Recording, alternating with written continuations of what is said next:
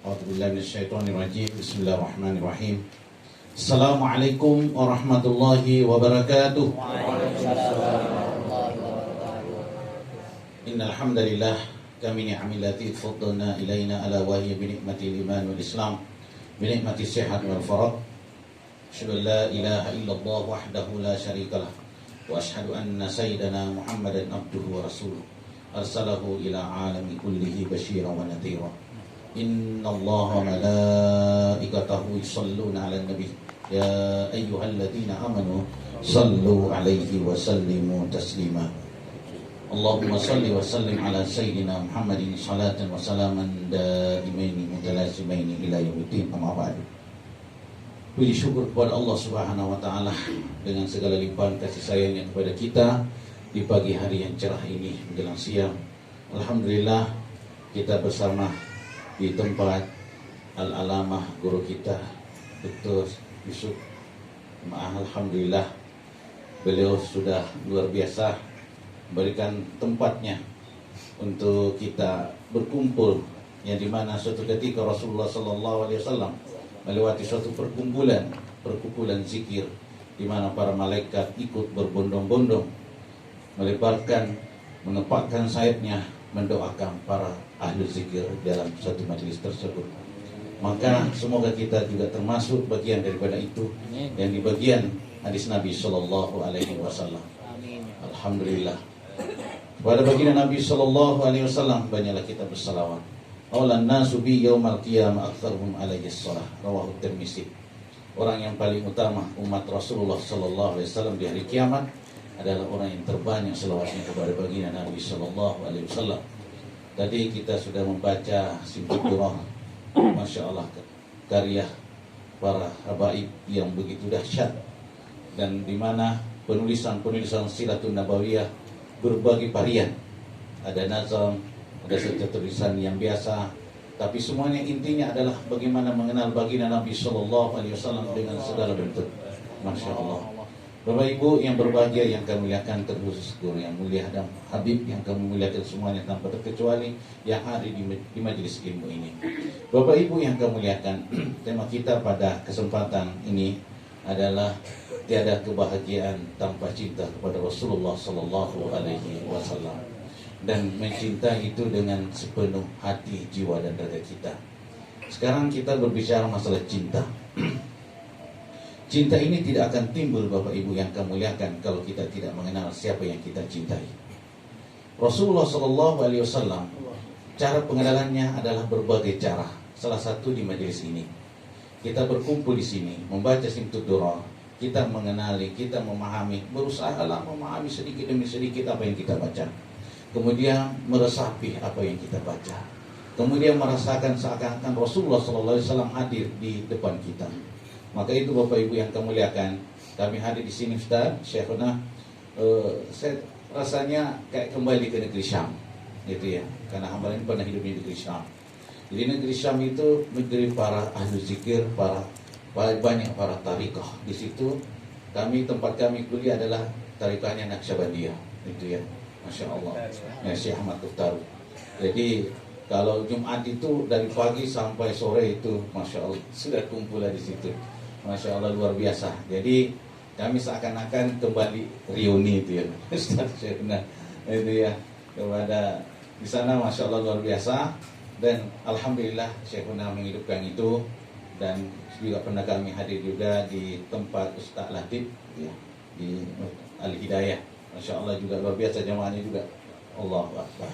Inilah yang perlu kita makmurkan, itu Bapak Ibu yang kita muliakan, untuk melihat berbagai sisi hidup Rasulullah Sallallahu Alaihi Wasallam. Cinta kepada Nabi, kita tidak akan mencintai seseorang kalau kita tidak mengenal pribadi yang bersangkutan. Contoh, kita sebelum menikah bisa saja kita dijodohkan oleh pasangan kita. Kita tidak mengenal siapa dia. Ketika menikah kita biasa-biasa saja.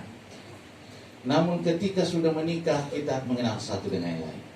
Mengenal, mencocokkan pribadi kita, mengenal watak dia, kemudian merasakan, kemudian lahirlah generasi-generasi pelanjut kita. Inilah cinta yang sebenarnya, Bapak Ibu yang kami muliakan. Jadi mencintai Rasulullah SAW banyak variannya. Di antaranya kita belajar Siratun Nabawiyah. Siratun Nabawiyah itu juga banyak variannya. Hamba ini suka juga membaca kitabnya Syekh Profesor Dr. Muhammad Syekh Ramadan Al-Buti yang namanya Fiqhus Siratun Nabawiyah. Itu kita belajar setiap langkah-langkah Nabi itu ada fikihnya. Itu ya. Jadi kami ada juga kajian di generasi move on, generasi anak muda yang baru hijrah.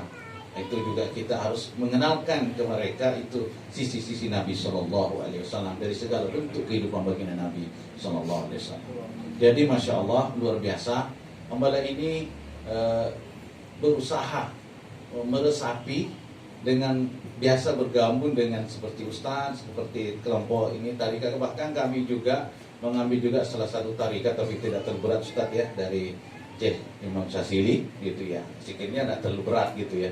Tapi intinya bagaimana inti zikir itu adalah kita komitmen istiqomah menjalankan. Jadi pesan guru kita di sana, wahai anakku, berzikirlah kepada Allah, selalu ingat Allah dan Rasulnya, bersalawat kepada Nabi Shallallahu Alaihi Wasallam, doakan guru-gurunya, doakan kami. Itu aja. Apa yang Ustaz Sari bacakan itu tidak jauh daripada itu. Allahu Akbar. Jadi dengan seperti itu keterikatan batin kita, kecintaan kita, karena dengan zikir ini, Bapak Ibu yang kami muliakan, karena itu berkelanjutan bersanad ternyata, itu ya, turun temurun sampai ke Nabi Shallallahu Alaihi Wasallam itu. Jadi berbagai guru, kita lihat di sini tadi ada dari Dagestan apa dari mana tadi itu saya. Jadi Rusia, belahan Rusia dan sebagainya itu memang banyak. Dari sana juga luar biasa daripada ulama-ulama kita, syekh-syekh kita, itu ya. Maka mudah-mudahan yang ada di majelis ini diberikan kesempatan oleh Allah bisa rihlah, itu ya. Rihlah ke negeri Syam, rihlah ketemu dengan para masyayikh di sana, masya Allah, ketemu dengan para habaib juga di sana banyak dari Sayyidina Hasan, itu ya, ketemu dengan Sayyidina Hasan, itu Syarif, itu ya, Syarifah di sana banyak juga. Kalau Yaman kan dari Sayyidina Husain, itu masya Allah. Allahu Akbar. Semoga Bapak Ibu dikurniakan itu. Tidak ada yang mustahil bagi Allah ketika Allah berkehendak. Dengan kecintaan kita kepada baginda Nabi, ruh-ruh kita dipertemukan.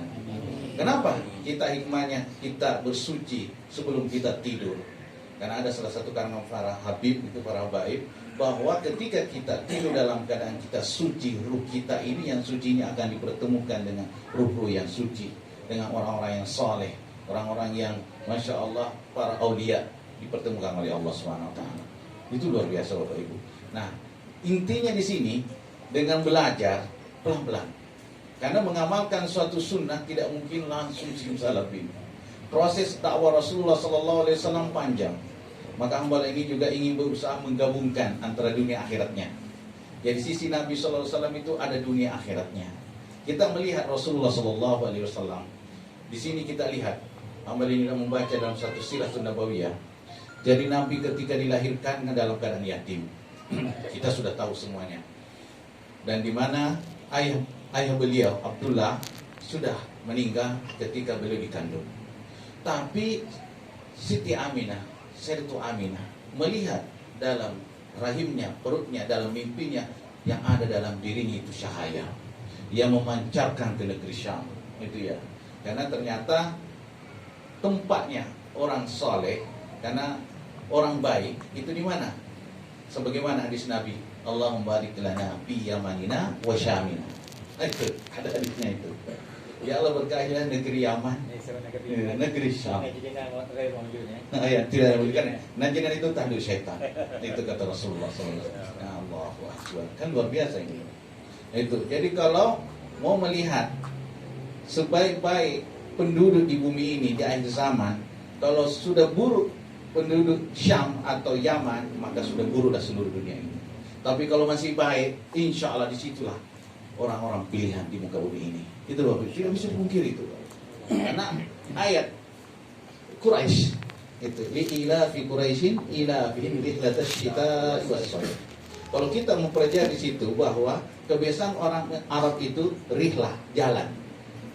Pergi membawa dagangan, pulang membawa dagangan. Itu ya. Kalau pada musim dingin ke negeri Yaman. Karena kalau panas itu panas banget. Pada musim panas pergi ke negeri Syam. Negeri Syam itu luas Bapak Ibu yang kami muliakan, termasuk Syria, Palestina, Jordan, itu bagian juga Lebanon gitu. Karena termasuk luas itu negeri Syam. Dan negeri yang diberkahi termasuk Makkah dan Madinah. Kalau kita berada di sana nggak terasa waktu itu habis. Gitu, kepingin rasanya di sana kalau bisa tinggal aja, gitu ya. Nggak mau ninggalin rasanya itu Bapak Ibu. Itulah negeri yang diberkahi oleh Allah Subhanahu Wa Taala. Negeri yang penuh kebaikan, gitu ya. Walaupun banyak fitnah di situ, di mana Amerika ikut masuk di situ dengan nama ISIS lah dan sebagainya, tapi tidak hilang orang baik di situ Bapak Ibu yang termuliakan. Nah, mari kita kembali melihat di sini Nabi Shallallahu Alaihi Wasallam. Jadi Nabi Shallallahu Alaihi Wasallam dilahirkan dalam keadaan yatim, dan biasanya orang Arab itu menyusui, itu ya, menyusui orang-orang kampung Badui pergi ke kota untuk mencari namanya juga maisha, kehidupan. Dan itu kebiasaannya adalah mengambil para orang-orang kaya atau kepala-kepala suku, itu diambil anaknya untuk dibawa ke suatu tempat di kampungnya. Karena bahasa Arab yang paling bagus itu zaman dulu, di zaman Nabi itu adalah bahasa di kampung, murni bahasa Arabnya. Kalau di kota itu udah campur aduk, itu Bapak Ibu ya. Maka Nabi itu terjaga ketika pergi ke kampung Bani Sa'ad, Halimatus Sa'diyah. Beliau dibawa ke sana tempat yang awalnya kering kerontang. Dalam riwayat tersebut bahwa tempatnya itu sangat-sangat jauh daripada kemakmuran. Maka ketika hadir Nabi Sallallahu Alaihi Wasallam, apa yang terjadi?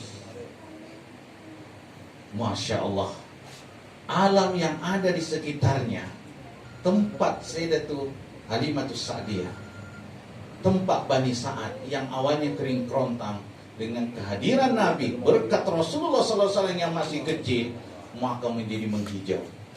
Hijau Pak, subur, sehingga hewan ternaknya Halimatus Sa'diyah dan keluarganya ini pada gemuk-gemuk. Akhirnya susunya banyak, dijual jadi makmur.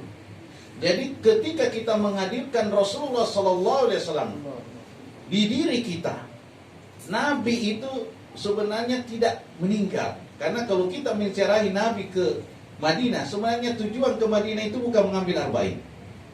Kalau haji, mengambil 40 itu bukan tujuan pokok. Tapi tujuan pokok hadir ke sana adalah berziarah ke Nabi. Allahumma shalli ala sayyidina Muhammad. Kenapa? Karena ada juga riwayatnya, siapa yang menziarahi aku waktu meninggal sama halnya menziarahi aku waktu hidup. Jadi kita ke sana itu jangan macam-macam gitu ya. Nabi itu tahu kita hadir salam sama beliau. Masya Allah. Maka kami juga pernah mendapatkan kisah nyata dari guru kita negeri Syam. Ada seseorang yang tidak bisa disembuhkan penyakitnya. Menurut dokter itu sudah nggak ada obatnya. Tapi berkat kecintaan kepada Rasulullah Sallallahu Alaihi Wasallam, beliau datang ke Madinah mengadu kepada Rasulullah. Sebenarnya kan bukan Rasulullah Tuhan, bukan. Tapi tanpa Rasulullah, dunia, surga dan neraka, semua alam ini tidak akan ada tanpa ada Rasulullah.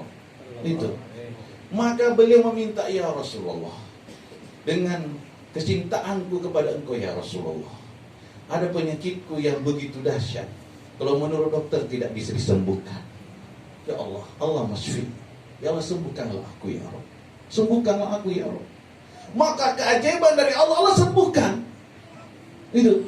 Jadi jangan kita selalu berkutik dengan logika. Itu dari tadi. Jangan selalu kita berkutik dengan hitung-hitungan. Karena ada biasa keajaiban-keajaiban dari Allah ketika cinta kita sudah luar biasa, tertanam dalam diri kita, itu akan menjadi suatu yang luar biasa pemberian Allah Subhanahu wa taala melalui bisyafaati Rasulullah sallallahu alaihi wasallam. Alhamdulillah di negeri Syam juga itu hampir sama dengan Yaman. Nah, jadi kalau di sana kami teringat kalau malam 27 Ramadan itu biasanya rambut Rasulullah dikeluarkan. Nah, itu kami hadir, Masya Allah, itu sesuatu yang bagi kami itu istimewa ya. Istimewa, kita hadir di situ, datang, jadi rambut Rasulullah kita diusapkan di muka kita, itu Masya Allah. Itu luar biasa Pak. Jadi semoga Bapak Ibu juga diberi kesempatan. Nah, itu malam 27 Ramadan di Masjid Bani Umayyah. itu rambut Rasul dikeluarkan. Itu Bapak Ibu yang kemuliaan. Itu ya. Jadi di sana itu banyak peninggalan Nabi. Bahkan sahabat-sahabat Nabi banyak, termasuk Bilal bin Rabah. Istri Rasulullah SAW juga, Ummul Mukminin juga di sana ada. Maka Bapak Ibu yang kami muliakan, ini kita sebagai umat Rasulullah SAW dengan melihat kehidupan Nabi SAW yang begitu dahsyat, di mana Nabi hadir dalam keadaan masih bayi, ini masih bayi, tapi bisa membuat suatu keajaiban keberkahan dalam kehidupan seorang yang miskin, keluarganya miskin. Tapi Allah cukupkan karena ada Rasulullah SAW di situ. Maka ketika kita menghadirkan dalam diri kita, semampu apa kita mengamalkan sunnah Nabi, karena sama halnya itu mengikuti Rasulullah SAW, maka disitulah Allah akan memberikan kita selalu jalan keluar. Maka kebahagiaan itu ya betul, tidak ada kebahagiaan tanpa cinta Rasulullah, tidak ada kebahagiaan, betul itu. Karena kalau kita mencintai Rasulullah, otomatis kita mencintai Allah. Dan kebahagiaan sejati itu ketika kita bersama Allah dan Rasulnya. Itu Bapak Ibu. Bapak Ibu punya rumah yang luas, punya mobil yang mewah, jabatan paling tinggi, gelar berderet-deret, tapi kalau kita tidak bawa dalam ketaatan, tidak dipakai dalam ketaatan, tidak bersama Allah dan Rasulnya, jangan harap merasakan ketenangan hidup di dunia ini. Tidak akan dapat. Ketenangan itu didapat, itu adalah ketika kita berhadir di majelis-majelis seperti ini. Majelis zikir, majelis ilmu, kita menghadiri sholat berjamaah dan sebagainya. Itu akan membuat kita itu rasanya tenang. Saking tenangnya buat tidur. Itu bisa tidur itu. Iya. Kan biasanya gak bisa tidur. Ketika sudah hadis itu baru tidur. Allahu Akbar. Ya bisa terjadi Bapak Ibu yang kamu lihat kan. Hilang persoalan itu. Setelah keluar baru kembali lagi ingat. Itu Bapak Ibu yang kamu lihat kan. Jadi kalau supaya bahagia kita selalu didapatkan, selalu kita menghadiri majelis-majelis ilmu, majelis zikir, di mana ada pengajian. Hadiri itu Bapak Ibu yang kamu lihat kan. Jangan kita sedikit-sedikit bidah. Banyak nih yang bidahnya. Orang yang suka membidah juga dia pelaku bidah juga, Pak. Sama itu. Yang membaca Al-Quran itu hari ini, itu pelaku bidah apa? Di zaman Nabi itu Al-Quran tidak ada titik, barisnya nggak ada. Maka carilah Al-Quran yang tidak ada titiknya, tidak ada barisnya. Itu Pak. Jadi yang membaca Al-Quran ada titik barisnya itu pelaku bidah itu, Pak. Itu Pak. Sejarah kan seperti itu. Ada yang tidak ingin maulid Nabi, berarti artinya maulid artinya kelahiran Nabi, berarti dia tidak kepingin Nabi lahir. Allahu Akbar. Itu Said Al-Makki itu berkata seperti itu. Al-Makki itu boleh berkata bahwa kalau ada yang tidak senang dengan maulid, berarti dia tidak senang adanya Nabi lahir di muka bumi ini. Allahu Akbar. Masya Allah. Kalau seperti itu gimana itu? Itu kacau lah hidup itu. Betul ya? Sama dengan ilmu tazkiyah, ilmu tasawuf. Hamba ini juga ada kajiannya udah sekian tahun. Masya Allah ini kontak sekali ketika Ustaz bersikir ini, karena kami menyampaikan juga secara teori, secara ilmu, bahwa yang pengarang itu Haqaiqut Tasawuf juga Al-Habib Al-Idrisi namanya. Itu dari negeri Syam. Ini kitab ini terlarang di Saudi Arabia. Itu. Jadi bagaimana melihat diri kita sebagai manusia lahir dan batin. Itu mujahadatun nafas itu ada, as-sufa ada di situ. Kemudian kita melihat karamah para waliullah. Itu dahsyat banget itu, Pak.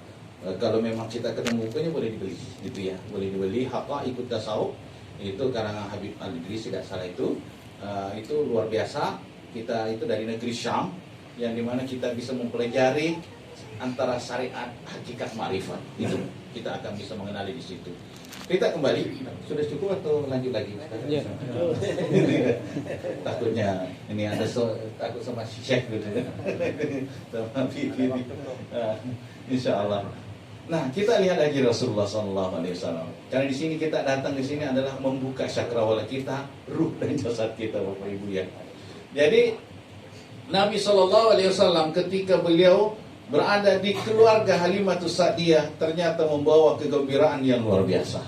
Itulah gambarannya kita ketika membawa Nabi SAW dalam rumah tangga kita, dalam kehidupan sehari-hari kita, itu akan mendapatkan kebahagiaan yang luar biasa.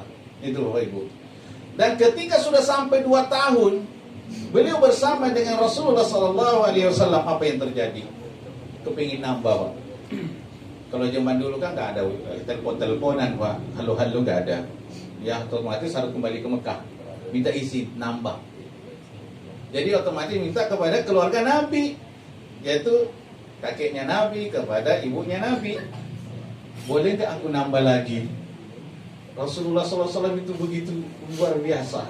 Ini dia belum diangkat menjadi Nabi. Muhammad kecil ini luar biasa keberkahannya. Padahal dulu gak ada yang mau ngambil, dianggap pembawa musibah karena ayahnya meninggal duluan. Ya, Pak Mali mungkin kali itu ya. Itu ya. Jadi ada yang menganggap bahwa anak itu pembawa sial. Nah itu kan biasanya kepercayaan. Tapi apa yang terjadi? Kalimatus sadi gak ada yang dibawa kecuali inilah yang tinggal Rasulullah SAW. Maka terjadi sebaliknya. Justru Nabi membawa keberkahan yang begitu dahsyat. Muhammad kecil luar biasa namanya Irhas. Kejadian yang luar biasa sebelum Nabi Rasulullah SAW diangkat menjadi Nabi dan Rasul. Itu namanya Irhas. Kalau banyak kejadian irhasat gitu ya. Nah, ini Bapak Ibu yang kami muliakan, ternyata setelah itu kembali bersama Rasulullah SAW ditambah 2 tahun lagi menjadi 4 tahun. Kenapa Nabi dibalikkan? Karena malaikat turun, gitu ya. Ada yang mengatakan itu malaikat Jibril atau Mikail. Rasulullah SAW dibedah dadanya, itu maka Nabi pucat, itu ya. Takut dia ngapa-ngapain nanti ini. Takut ini anaknya orang ini, anaknya pemuka Quraisy yang kita tidak boleh sembarangan. Dan Nabi SAW di masa kecil ketika menyusui, beliau selalu di sebelah kanan. Suatu ketika Halimatus Sa'diyah mau pindahin di sebelah kiri, beliau tidak mau. Karena ada saudara sesusuannya. Artinya Rasulullah sudah tahu mana yang punya beliau, mana yang tidak punya beliau. Ini masih kecil, Pak. Sudah tahu, Pak. Ini halal haram tidak cocok dia saya. Jadi Nabi itu tidak semua barang dia membuat, Pak. Enggak. Jadi tahu ini hak saya, ini bukan hak saya. Siapa yang mengabarkan semua itu? Allah yang berikan itu. Itu Bapak ya. Karena Nabi ini termasuk manusia yang ditunggu-tunggu oleh semua umat. Itu ya. Karena sebenarnya Nabi itu ada dia lah di awal. Tapi secara syariat beliau di akhir sebagai Nabi dilahirkan. Namun semua para Nabi dan Rasul itu sudah mengenal beliau. Itu ya. Sudah mengenal beliau. Karena sudah tertulis dalam kitab. Maka ketika Nabi Adam alaihissalam beliau berdosa. Kan beliau dilarang memakan buah khuldi itu kan barang memakannya itu. Maka beliau diusir di surganya Allah. Tapi beliau minta ampun kepada Allah. Tapi apa yang disampaikan oleh Nabi Adam alaihissalam? Beliau menyampaikan begini. Ya Allah, dengan perantara nama Muhammad yang ada di aras itu, dinding arasnya Allah itu beliau lihat. Dengan nama Muhammad, ya Allah ampunilah dosaku. Sampai Allah berkata, Adam, kenapa tahu namanya Muhammad? Ya Allah, pas aku diciptakan, pas mataku pertama aku buka, lihat, itu aku lihat tulisan dinding arasnya Allah, ada nama engkau dan nama Muhammad. Tidak mungkin engkau sandingkan namamu itu kalau bukan seorang yang paling mulia. Maka aku meminta perantara dia. Aku meminta. Maka dengan sebab itulah Allah memaafkan, mengampuni dosanya Nabi Adam alaihissalam dengan nama Rasulullah sallallahu alaihi wasallam. Jadi kita ini beruntung banget ya jadi umat Rasulullah. Beruntung banget, Pak. Mau lihat diri kita, umurnya kita pendek-pendek, kecil-kecil badannya, Pak. Betul kan ya? Amalnya gak banyak. Sholat pun kadang-kadang lewat, bisa saja, Pak. Betul kan? Masya Allah. Tapi ketika menjadi umat Rasulullah, menjadi umat prioritas, umat akhir zaman, tapi didahulukan di akhirat kelak. Itu bukan keistimewaan itu Bapak Ibu. Kalau Allah mau maha adil Pak dalam segi masuknya kita surga, nggak ada yang masuk surga. Kenapa riwayat Muslim kan seperti itu? La yadkhulul jannah ahadukum amalu. Bukan amal kalian yang memasukkan ke surganya Allah. Bukan. Sahabat Nabi berkata, "Qalu wala anta ya Rasulullah." Engkau juga ya Rasulullah tidak masuk surga karena amalmu. Wala ana, termasuk saya. Illa ayyatagammadani Allahu bi rahmatihi. Terkecuali kasih sayang Allah yang Allah berikan kepadaku. Ini harus digarisbawahi adalah bi rahmatihi. Amal ini melihat dalam kitab Ibnu Athaillah Sakandari, itu Syarh Hikam. Itu karangan Profesor Dr. Muhammad Said Ramadan Al-Buti, karena Muhammad Said Ramadan Al-Buti itu teman dekatnya dengan Habib Umar. Itu yang sangat dekat dengan beliau. Habib Umar alhamdulillah masih beliau hidup. Kalau Dr. Buti sudah wafat, itu ya, sudah syahid di negeri Syam. Jadi beliau menjelaskan di sini, birahmati di sini adalah ba ini huruf jar, ba sababiyah. Ba sabab itu ba penyebab dapat rahmatnya Allah. Apa yang menyebabkan dapatnya rahmat Allah? Salah satunya bisa selawat, bisa mencintai Nabi, bisa dengan ketaatan. Tidak mungkin kita bisa tegak malam, bisa berselawat, bisa hadir di tempat ini kalau bukan kasih sayang Allah. Betul tidak, Syekh? Karena kita ada ikatan batin, Pak. Hidup ini kan ada keterikatan, Pak. Seandainya hamba ini tidak nyambung dengan Ustaz, saya cepat keluar, Syekh. Tidak nyambung, saya nggak cocok gitu. Tapi saya masuk, saya kok nyambung gitu. Kayak rasanya nyatu, Pak. Kayak renian itu, kayak melebur gitu. Itu yang kamu lihat. Maaf ya, bukan mujamal. Kalau orang Arab istilah mujamal itu basa-basi ya. Enggak. Tidak boleh menyampaikan apa adanya. Jadi ini contoh Bapak Ibu yang kamu lihatkan. Karena kita ini sebagai hamba saling membutuhkan, saling menguatkan. Nah, Rasulullah SAW dengan seperti itu hadisnya, dengan birahmatihi, dengan kasih sayangnya. Secara amal kita enggak jauh banget Bapak Ibu. Dari bangun tidur sampai tidur lagi, apa yang kita pikirkan? Pas bangun tidur, aku belum masak. Nanti kerjaan aku belum selesai nih, Allah, kamu belum selesai. Ini lagi ya Allah, belum selesaikan semua ini. Jadi pikir dunia apa banyak? Ini tidak ada dusta di antara kita Pak ya. Terus terang Pak. Bahkan apa kata Dr. Mawardi Soleh, beliau datang ke tempatnya Ustadz Latif gitu ya. Karena Ustadz Dr. Mawardi ini termasuk Dewan Syariah HNI, kami kan di situ Ustadz ya. Nah, beliau ini termasuk hidup di negeri Saudi Arabia di Madinah 15 tahun. Beliau pakar mazhab Syafi'i. Beliau menyelesaikan doktornya 1100 halaman, tidak ada satu pun salah nahwu sarafnya. Masya Allah, ulama Bangkina Pak. Itu ulama langka Pak. Kalau mau belajar mazhab Syafi'i, belajar ke beliau. Itu Pak. Kami melihat, Masya Allah, luar biasa memang ilmunya. Kami belajar bersama beliau kan, kami temani beliau. Jadi kalau belajar mazhab Syafi'i, ke referensinya ke beliau. Gitu Pak. Luar biasa ilmunya itu. Dan beliau luar biasa. Kalau ada orang yang menentang masalah bidah-bidah itu, dia yang paling tegak pertama. Kalau menurut kita dialah yang penolong pertama. Ternyata tidak. Itu Bapak Ibu ya. Karena ahli zikir juga sama dengan kita Bapak Ibu. Masya Allah. Jadi jangan kita berkata bahwa orang yang sudah di sana sudah salafi semua. Enggak. Allahu Akbar. Kita kembali melihat Rasulullah SAW dengan tadi birahmatihi. Birahmati itu adalah penyebab datangnya kasih sayang Allah itu karena banyaknya orang-orang soleh di muka bumi ini. Terutama contohnya kita di Jambi, banyak tempat-tempat majelis ilmu, majelis zikir kita hidupkan. Salat-salat berjamaah kita hidupkan. Kenapa kalau nggak turun rahmat Allah itu? Maka Indonesia ini nggak bisa merdeka kalau bukan rahmat Allah. Kan pembukaan Undang-Undang 45 kan ada itu. Berkat rahmat Allah. Ada kan itu? Itu masih ingat ternyata. Jadi pelajaran kita berarti masih keingat Pak ya. Itu Pak ulama itu yang mengarang itu Pak. Tidak bisa lebih jadi itu enggak. Ada berkat rahmat Allah itu. Kalau Allah nggak ngasih kita seperti ini, tidak mungkin kita bisa seperti ini. Maka Allahu Akbar. Jadi Nabi SAW begitu luar biasa. Cara mencintai Nabi banyak variannya Bapak Ibu. Kita pelajari sirahnya. Karena pelajari sirahnya Nabi itu adalah membangkitkan semangat juang kita. Mencintai Nabi, mempelajari hakikat hidup. Bagaimana kita selamat dunia akhirat. Maka pantaslah Salahuddin Al-Ayyubi, pembuka kota Palestina. Itu 1000 tahun masih sesudah itu. Yang karena yang membuka itu hanya 2 orang. Yaitu Sayyidina Umar bin Khattab radhiyallahu anhu dan Salahuddin Al-Ayyubi. Yang dikuburkan di sampingnya negeri Masjid Umayyad. Di sampingnya juga Dr. Putih di situ juga dikuburkan. Nah, di situ beliau bagaimana cara membangkitkan umat Islam yang sudah mengalami degradasi, yang mengalami kemunduran total.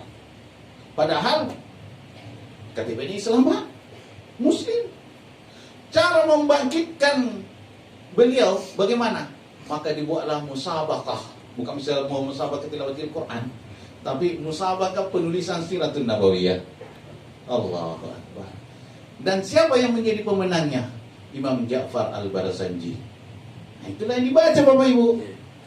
Nah, beras anjing. Bahkan di pengantin-pengantin kalau nggak dibaca nggak sah kelihatannya. Itu bunyi. Itu Nabi ya. Tapi yang harus kita dalami makna di dalamnya itu. Maka disebarlah ke negeri-negeri Islam. Ketika waktu haji disebar itu. Dibaca oleh umat Islam. Bagaimana mengenal sosok Nabi. Sama dengan kita ini. Simtudurat dari negeri Yaman. Itu ya, karangan para habib kita sampai ke Indonesia, di Jawa luar biasa juga, di mana dibaca-baca, di Kalimantan Selatan dan sebagainya. Itu dibaca, mengikatkan luar biasa kecintaan kita kepada Nabi, dan disitulah sebabnya umat Islam jadi bangkit. Itu apa itu? Maka Palestina terbuka. Maka kita butuh itu Bapak Ibu. Butuh, karena dengan majelis seperti ini. Sebenarnya kalau di zaman penjajah Belanda ini radikal ini, radikal. Itu. Karena image-nya tidak baik. Karena Belanda ini tidak bisa menekan. Karena rata-rata kita melihat pahlawan nasional itu ada tarikohnya. Imam Bonjol, Imam Diponegoro, itu Pak ya. Itu tarikah, itu punya tarikah tersendiri itu Pak. Dan itu Belanda tidak mudah membuat kocar-kacir pasukan umat Islam dengan adanya syekhnya itu. Maka sama dengan di Makassar itu Syekh Yusuf bersama dengan Syekh itu yang Masya Allah, itu yang luar biasa juga beliau itu, yang sampai ke Afrika itu, di Afrika Selatan. Itu beliau juga punya tarikah yang luar biasa, yang menggerakkan semangat juang umat Islam. Betul kan ini? Jadi ternyata ini yang nggak boleh dianggap remeh, perkumpulan seperti ini tidak boleh Pak. Tapi hari ini kasihan banget kadang-kadang kita diperalat oleh calon-calon Pak. Itu yang jadi musibah itu. Masa tidak menyinggung Pak Irman, saya tidak terikat di situ Pak. Jangan sampai kita diperalat di situ. Kita siapapun boleh, selama itu umat Islam, tapi jangan jadi tujuan, karena innamal amalu niat. Hati-hati dengan niat, karena Allah Maha melihat, Rasulullah tahu itu. Hati-hati dengan niat kita. Bapak Ibu, siapa yang niatnya suci, Allah akan kuatkan, rekatkan. Tapi kalau niatnya dunia, tidak akan bisa bersatu Pak. Tidak akan bersatu, kabur Pak. Itu. Nah ini tidak boleh terjadi itu. Kalau mau bersikir, datanglah bersikir. Tapi jangan jadikan kasihan kiainya Pak. Kasihan kita Pak. Kasihan Pak. Kiai tidak boleh kasih gitu, kasihan. Itu ya. Jangan jadikan seperti itu, tidak boleh. Tapi mendukung itu penting, karena kita tidak bisa tidak ada pilihan. Gitu Pak ya. Maka kita melihat para habaib yang ada yang sangat lembut, Habib Rizik yang luar biasa, bukan tidak lembut Pak, lembut juga beliau Pak. Tapi amar ma'rufnya, naik mukanya luar biasa. Itu sudah langka itu Pak. Itu Pak ya. Nah ini ulama ini kita tidak boleh jauhi Bapak Ibu. Para habaib tidak boleh jauhi Pak. Maka sering kami itu Pak, kalau di khutbah-khutbah, di majelis ceramah, jangan coba-coba menjelekkan Rasulullah, keturunannya jangan coba-coba. Para habaib jangan coba-coba. Inna syani akahual abtar. Yang membenci engkau Rasulullah dan keturunannya, dia akan terputus. Itu Pak. Siapa itu? Abu Lahab. Mau jadi Abu Lahab berikutnya Pak? Itu Pak. Abu Lahab itu membenci Rasulullah Sallallahu Alaihi Wasallam luar biasa, karena besan itu sebenarnya awalnya itu besanan dengan Rasulullah. Dia menikahkan putranya itu dengan dua putri Rasulullah, Ummu Kalsum dengan Ruqayyah itu radhiyallahu anhuma. Itu Pak. Dan salah satu anaknya menjelekkan juga Rasulullah mertuanya. Tapi Rasulullah saking mukia ada rasa juga Pak. Wahai fulan, engkau tidak akan kembali kecuali engkau sudah dimakan oleh kucing padang pasir. Apa kucing padang pasir? Macan Pak. Singa. Itu Pak ya. Ternyata pergi ke negeri Syam, mau berdagang, tidak boleh Pak, diterkam Pak. Jadi menyakiti Rasulullah SAW itu menyakiti alam ini Pak. Menyakiti bumi ini Pak. Itu. Maka kami selalu menyampaikan siapapun pemangku jabatan, hati-hati dengan para ulama, para habaib, jangan coba-coba bersentuhan di situ, apalagi membuat suatu keonaran di situ dan menyakiti beliau, menzalimi beliau. Allah dan Rasulnya tidak tidur. Itu pasti akan membela, tapi pada waktunya Pak. Itu ya. Hidup ini sebentar Bapak Ibu. Bapak Ibu, kita tidak bisa masuk surga kalau nggak ada Rasulullah. Tidak cukup sholat kita Pak. Tidak cukup. Itu tidak baik. Rukun sholat itu selawat tak? Ada. Kalau nggak berselawat, ada sholat kita, Pak. Betul tadi. Itu, Masya Allah, hamba ini termasuk pelajar yang belajar itu berusaha. Bagaimana rasa kecintaan kami itu adalah menyampaikan dakwah-dakwah seperti ini, menyampaikan, mengingatkan, karena hamba juga gak terlibat kepada siapa-siapa, gitu ya. Kami guru ngaji, itu Bapak ya. Kami juga ada usaha, nah, itu di depan Terminal Express. Alhamdulillah itu masih cukup. Jadi kami tidak terlibat ina di sini. Rasanya kalau menyampaikan apa adanya. Bebas, tidak ada ini. Sampai-sampai kadang-kadang ini Pak Ustaz itu kerja di mana itu? Kalau bisa dimutasi itu. Tapi apa ini tidak menyampaikan memarahi orang enggak Bapak Ibu, udah. Menyampaikan apa adanya Bapak Ibu. Itu ya. Jadi, mari kita kembali Rasulullah SAW. Itu sudah cukup Pak Ustaz. Tinggal tambah dikit aja. Itu Bapak Ibu ya. Ngaji ternyata nggak terasa Pak. Masya Allah. Hamba ini menyampaikan rasanya apa yang dari dalam batin hamba ini Pak Ustaz. Ya bukan dari satu kitab. Itu ya. Jadi Rasulullah SAW ketika melihat sisi beliau di saat-saat beliau masih kecil aja sudah membawa kebaikan, keberkahan. Dan ketika masa remaja beliau juga mengembala kambing. Apa hikmah di balik itu mengembala kambing? Itu adalah mengolah kejiwaan kita dengan binatang. Itu sama dengan rakyat. Kalau kita pengembala suka marah juga ya di ternak itu, Pak. Betul tak, ya? Dan ternyata yang paling susah di ternak itu kambing, Pak. Kalau nggak percaya itu dicobalah ternak kambing, Pak. Itu ya. Bandel, Pak. Gambarannya itu rakyat, Pak.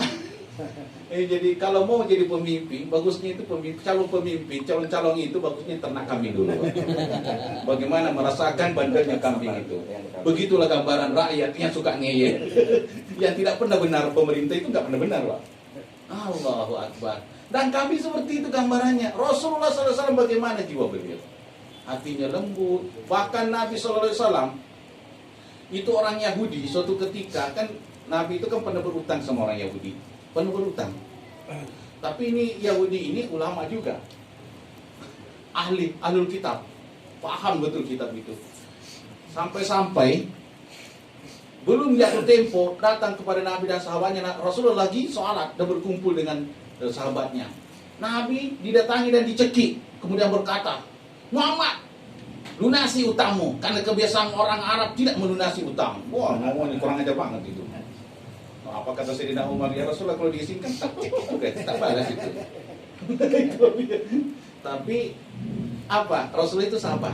Apa kata Rasulullah? Hei Umar, pergilah ke Baitul Mal, bawa orang ini supaya itu selesai masalah kita. Di saat perjalanan, wahai Umar, sebenarnya itu bukan masalah nagih utang, tapi saya mau coba-coba beliau itu. Aku mau pergi, aku ada apa yang diperintahkan Nabi, aku akan kerjain gitu. Tapi di dalam perjalanan itu dia berkata, sebenarnya aku mau coba-coba dalam kitab bahwa kalau dia betul-betul Nabi, amarahnya dengan kasih sayangnya lebih besar daripada amarahnya. Di saat dia diapain pun dia tidak akan marah. Maka saya coba situ, Pak, menimbulkan emosi, Pak.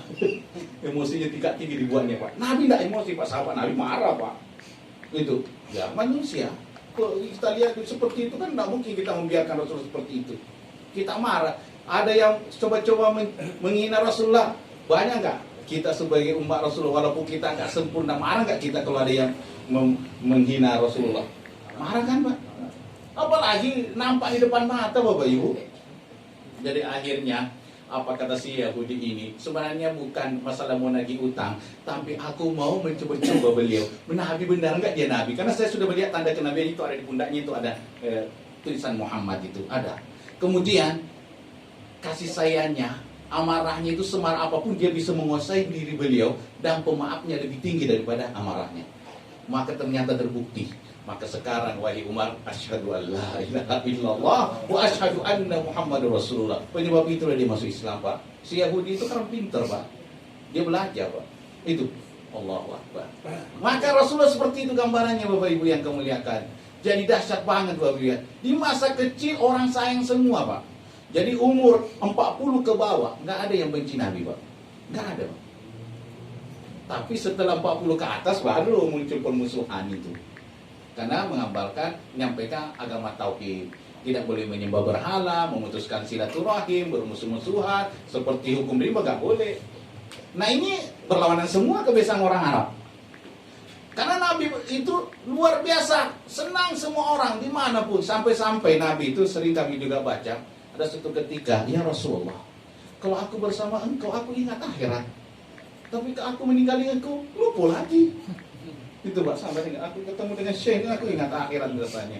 Tapi kalau berpisah lagi, lupa lagi. Nah itu, ini gambarannya kita harus selalu mulazamah dengan guru kita, dengan syekh kita, supaya kita selalu mengingat Allah. Ulama-ulama yang lurus itu adalah ketika kita melihat wajahnya, kita ingat Allah, kita ingat akhirat.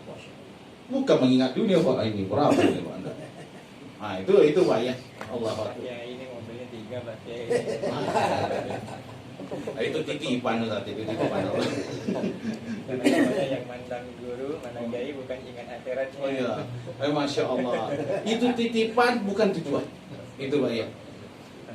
Karena kita melihat sahabat Rasulullah kan luar biasa Pak. Apakah Sayyidina Abu Bakar itu orang miskin atau kaya? Abdurrahman bin Auf pernah suatu ketika kepingin jadi miskin Pak Ustaz. Akhirnya tidak diurusin kormanya Pak. Akhirnya kormanya membusuk. Tapi Allah mendatangkan suatu pelajaran berharga. Di Yaman itu ada penyakit yang luar biasa, tidak ada obatnya kecuali kurma busuk. Datanglah utusan dari Yaman. Kami membeli kurma. Apa kata Abraham? Itu banyak itu kurma baik-baik. Tidak, aku mau beli kurma yang busuk, kan itulah obatnya. Hah? Aku akan beli 10 kali lipat harga normal. Jadi nggak bisa miskin Pak. Itu loh. Jadi namanya kekayaan itu anugerah. Bukan karena kita begini memelihara itu tuyul dan bayul, Pak. Bukan itu. Itu ya. Itu anugerah dari Allah Subhanahu wa taala. Hamba ini bukan seperti itu.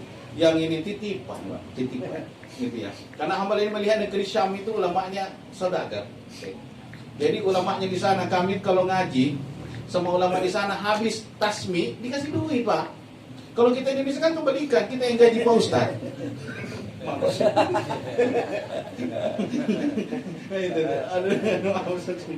Maka hamba ini berusaha menggali itu. Nabi SAW itu belajar magang bisnis 12 tahun. Kemudian cari itu bermitra-bermitra, itu bagus sekali bukunya. Syafi'i Antoni itu, Dr. Syafi'i Antoni itu, Manajemen Rasulullah SAW, Kehidupan Nabi itu bagus banget, beli itu bukunya. Kemudian di saat umur 25 tahun itu sudah mapan Nabi SAW. Dan ternyata beliau adalah seorang pengusaha. Itu ya. Maka 9 pintu rezeki itu kan ada di dagang, di usaha Pak. Dan kami merasakan itu Pak, 9 pintu itu. Masya Allah. Ya doa syekh. Itu Pak. Banyak yang tak terduga Pak. Banyak. Wajib persen lagi. Tidak wajib. Alhamdulillah sudah mengundurkan diri. Masih dicari Ustaz. Ustaz Umar di mana sekarang kok nggak muncul lagi? Masih ada di mana-mana. Masih ada. Itu. Tapi bukan berhenti berdakwah Syekh. Enggak. Kami insya Allah selalu berusaha menjadi guru ngaji. Alhamdulillah ala aini wa ra'as. Syekh telah mengundang kami datang ke tempatnya sebagai murid lah. Datang kami ke tempat beliau, saya mohon doanya. Nah, Rasulullah SAW kita melihat di sini lagi, di umur 37 tahun beliau sudah bebas finansial.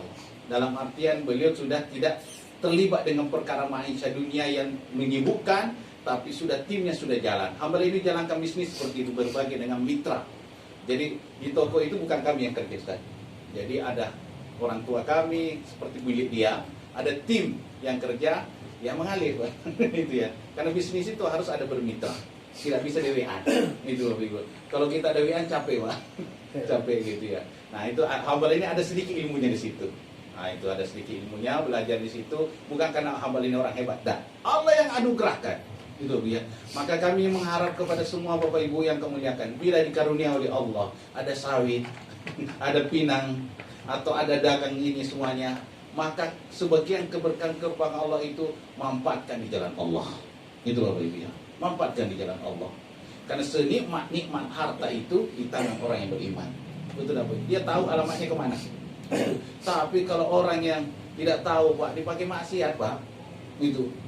Jadi mobil-mobil itu nyandar ke tempat-tempat yang nggak mengenal Allah Pak. Tapi di negeri Syam Itu mobil-mobil mahal Mercy itu Pak, mangkalnya di mana? Di masjid-masjid, di majelis-majelis ilmu. Maka alangkah indahnya itu. Masya Allah, di sini juga sudah kelihatan nampak. Semoga tambah-tambah banyak di sini. Betul dah Bapak ya. Majelis-majelis beliau dan Allah berikan karunia. Semoga tempat beliau, tempat Syekh ini semakin diberikan tempat yang luas. Kelihatannya sudah nggak nampung kelihatannya.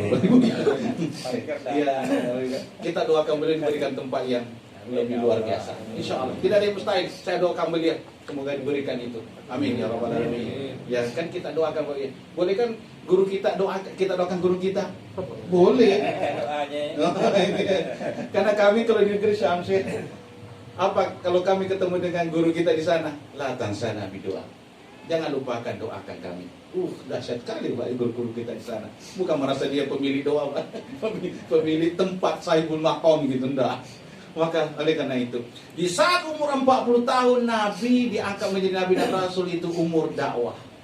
Maka Bapak Ibu, di saat umur itulah umur di mana kita sadar. Bapak Ibu, di umur 40 tahun itu umur ketaatan. Jangan sampai tidak taat. Karena itu puber kedua. Puber pertama kurang lebih 17 tahun. Puber kedua 40 tahun. Kalau sudah puber 40 tahun tidak dekat dengan Allah, itu lebih berbahaya daripada anak muda itu Pak. Itu ngeri Pak, 40 tahun itu. Dan itu cepat matinya Pak. Cepat matinya kita itu Pak. Karena tanda umur umat Rasulullah SAW banyak yang meninggal tiba-tiba. Zona merah itu 63 tahun ke bawah Pak. Kalau tidak percaya dicek lah Pak. Ya, zona aman 63 ke atas Pak. 70-80 biasanya tidak dipanggil oleh Allah. Tapi mati juga Pak. Itu. Tapi susah reunian Pak, susah. Karena teman-temannya sudah dipanggil oleh Allah. Itu loh Bu ya. Allah, maaf ya Bu ya. Maka Bapak Ibu, jadikanlah di mana ada ini tulisan syariat, wa ma arsalnaka illa rahmatan lil alamin. Itu dari situ ada Al-Qur'an suratul Anbiya 107. Tidak aku utus untuk Muhammad kecuali rahmatan lil alamin. Rahmatan lil alamin adalah kasih sayang dengan akhlak yang baik, dengan selawat yang banyak, dengan kita saling menyayangi, saling mendoakan, maka itu akan timbul kasih sayang Allah.